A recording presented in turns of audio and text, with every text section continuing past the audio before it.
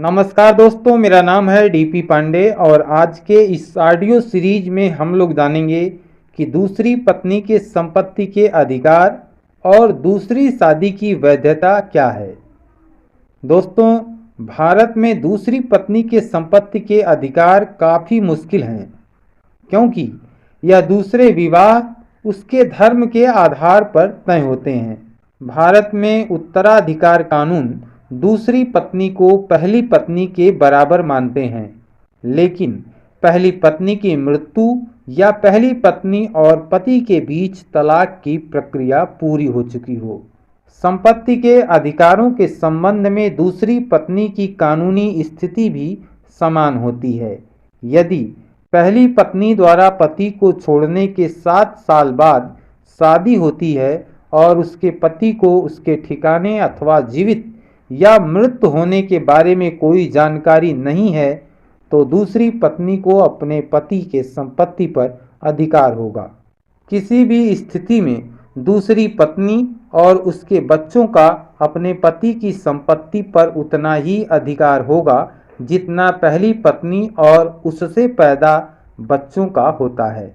हिंदू विवाह अधिनियम 1955 के अनुसार दूसरी शादी को तभी कानूनी दर्जा प्राप्त होता है जब शादी के समय किसी भी पक्ष के पास जीवित पति या पत्नी नहीं हो। यदि दूसरी शादी की वैधता की बात की जाए तो हिंदू विवाह अधिनियम 1955 की धारा 5 के अंतर्गत विवाह को कानूनी मान्यता प्रदान करने के लिए निर्धारित शर्तों में से एक यह है कि विवाह के समय पति जीवित नहीं है।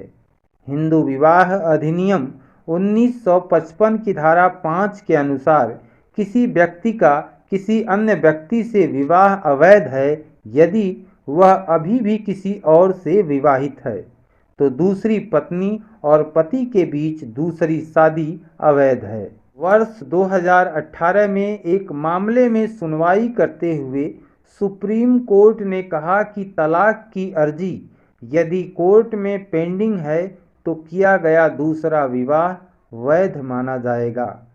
सुप्रीम कोर्ट ने दिल्ली हाई कोर्ट के एक फैसले को खारिज कर दिया। इस फैसले में दिल्ली हाई कोर्ट ने फैसला सुनाया था कि तलाक की अर्जी कोर्ट में चलने के दौरान अगर व्यक्ति दूसरी शादी करता है तो वह हिंदू मैरिज एक्ट की धारा 5 की उपधारा 1 का उल्लंघन माना जाएगा। हिंदू विवाह अधिनियम बताता है कि दूसरा विवाह केवल तब ही वैध माना जाएगा जब पहली पत्नी से तलाक मिल चुका हो।